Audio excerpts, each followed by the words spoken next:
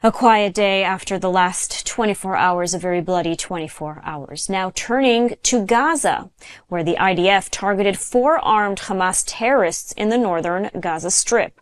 The combat teams identified the terrorists in 2 separate incidents in the Yellow Line area where they posed an imminent threat to IDF soldiers.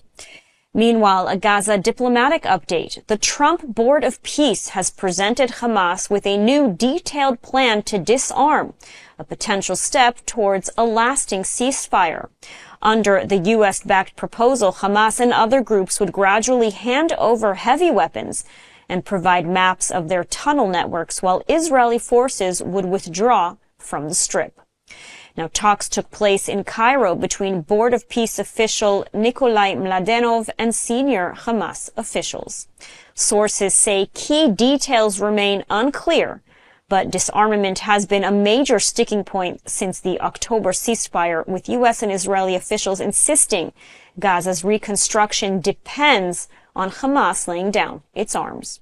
And so joining us with the latest on Gaza and the Board of Peace proposal is Lieutenant Colonel Advocate Maurice Hirsch from the Jerusalem Center for Security and Foreign Affairs. Maurice, thank you for joining us. Hi, good afternoon. Thanks for having me. So the world has shifted its focus to Iran, but Gaza and Hamas are still very much an active front. What can you tell us about what is happening in Gaza today and how Hamas has perhaps used this distraction, this war with Iran, to rebuild its capabilities during this ceasefire period?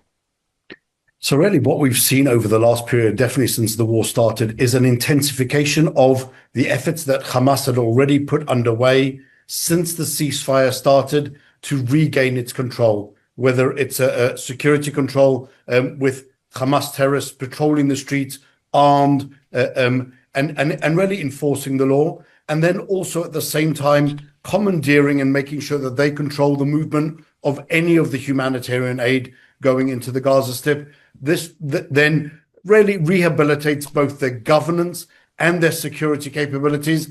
And this is what we've been seeing during the war. It's only intensified while everyone else is looking towards Iran. Hamas is looking inwardly to make sure that it is already setting these facts on the ground, whilst all the time ensuring that there is no other opportunities for moving forward. They have no intention of disarming whatsoever. That is really a red herring. It's been a red herring all the way through, and it's something which they will never agree to. And so what do you make of the new proposal by the Board of Peace? So I think the Board of Peace is really trying to push forward on this subject, to show progress, to show that there is another option for the Gaza Strip. I think Hamas's response to the initial document is very telling.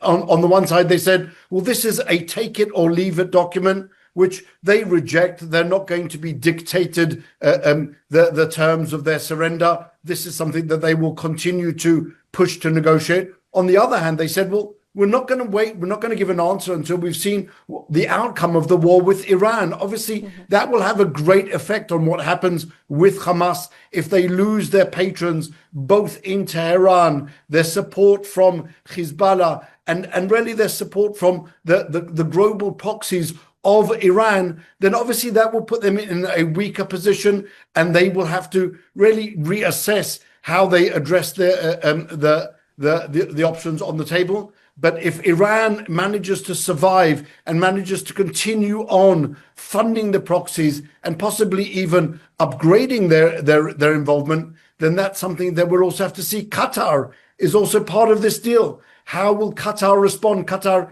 if we remember, made some type of voices at the beginning of the war once they were attacked by Iran, that they would expel the Hamas leadership from Doha. They have not moved forward on that in any way, shape or form. And so that's one of the other really parts of the equation that will need to be taken into account. And Hamas is following them all very, very carefully.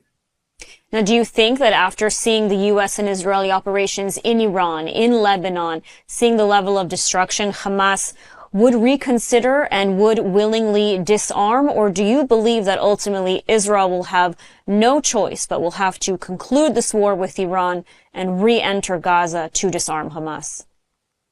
I think if we look at what's happened until now on the Iranian front, they were given every single option possible just to say we're not going to develop nuclear weapons to destroy America and Israel. They chose the violence and terrorism. Hezbollah was given every single option to really take the ceasefire after being decimated by a year and a half of fighting with Israel. They chose violence and destruction. Hamas is no different.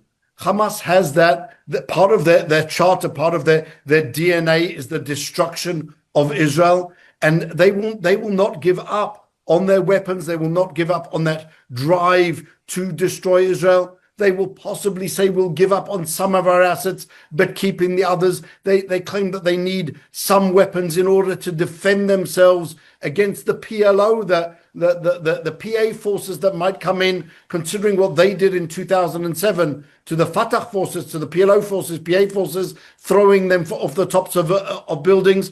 They will maintain their weapons. They will not give up all of the details of their very, very extensive tunnel program. And eventually someone else will have to go in and do that work, whether it's the International Stabilization Force, which I am skeptical whether they will actually take up arms against Hamas, or eventually Israel, as I see it, the only real option. That will come sooner or later. At the moment, obviously, there are bigger problems to deal with. Absolutely. So still a very long road ahead for Gaza and for peace in the Middle East. Lieutenant Colonel Advocate Maurice Hirsch, thank you so much for joining us today. Thank you for having me.